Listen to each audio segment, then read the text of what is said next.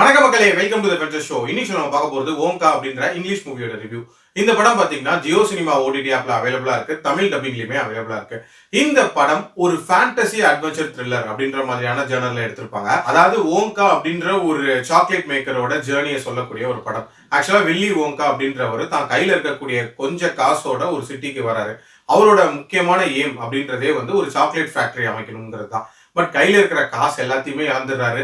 அது மட்டும் இல்லாம அவரை நிறைய பேர் ஏமாத்திடுறாங்க. கடைசியா ஒரு லாண்ட்ரியில வேலை பார்க்குற மாதிரியான ஒரு சிச்சுவேஷனுக்கு தள்ளப்படுறாரு. அங்க இருந்து எப்படி இவர் தன்னோட கோலை நோக்கி போகிறாரு அண்ட் அதுக்கு ஆப்போசிட் கேங் என்னென்ன மாதிரியான தடங்கல்கள் தராங்க, அதெல்லாம் மீறி தன்னோட கோலை அச்சீவ் பண்ணாரா இல்லையா, கடைசியா அவருக்கு என்ன ஆகுது அப்படின்ற மாதிரி நிறைய விஷயங்களை சொல்லக்கூடிய ஒரு படம் தான் இந்த படம். எனக்கு இந்த படத்துல பிடிச்ச விஷயம் அப்படின்றது கண்டிப்பா இந்த படத்தோட மேக்கிங் அப்படின்னே சொல்லலாம். ஒரு கலர்ஃபுல்லான ஒரு மூவியை கொடுத்துருக்காங்க. பார்க்கறதுக்கு விஷுவலா பயங்கர கிராண்டியரா இருந்துச்சு. அதுலயும் அந்த சாக்லேட் ரிலேட்டடான மேஜிக்ஸ் அப்படின்றது எல்லாமே ரொம்பவே நீட்டா ஒர்க் அவுட் ஆயிருந்துச்சு அப்படின்னே சொல்லலாம்.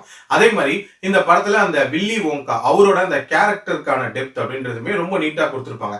எதனால இந்த சாக்லேட் ஃபேக்டரி அமைக்கணும் அப்படின்ற மாதிரி அவர் யோசிக்கிறாரு, அதுக்கான பிளாஷ்பேக் என்ன அப்படின்ற போர்ஷன்ஸ் எல்லாமே ரொம்ப நீட்டா இருந்துச்சு.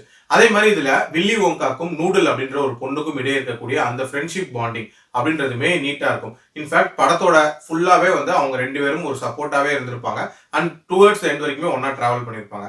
அதே மாதிரி இந்த படத்துல டிஃப்ரெண்டான சில கேரக்டர்ஸ் அப்படின்றதுமே கிரியேட் பண்ணியிருப்பாங்க.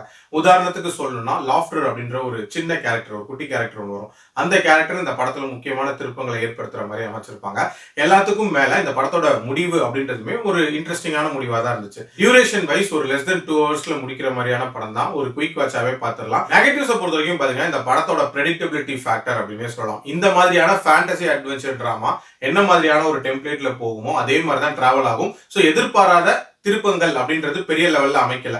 அது இன்னும் கொஞ்சம் அமைச்சிருந்தா இன்னுமே சுவாரஸ்யமா இருந்திருக்கும். அதே மாதிரி இந்த படம் முக்கியமா கிட்ஸ் அண்ட் ஃபேமிலி அப்படின்ற மாதிரி டார்கெட் பண்ணி எடுக்கப்பட்ட படம் தான். பட் அடல்ட்டா நீங்க இந்த படத்தை பார்க்கும்போது என்னதான் நிறைய விஷயங்கள் கொஞ்சம் குழந்தைத்தனமா இருக்கே அப்படின்ற மாதிரியான ஒரு ஃபீல் கொடுக்கும் அப்படின்னே சொல்லலாம். ஸோ அந்த மாதிரியான விஷயங்கள் உங்களுக்கு பிடிக்கலன்னா இந்த படத்தை ஸ்கிப் பண்ணிக்கலாம். அது மட்டும் இல்லாம இந்த படம் பழைய பாகவதர் படம் மாதிரி எல்லாத்துக்குமே பாடல்கள் அப்படின்ற மாதிரி வச்சிருப்பாங்க.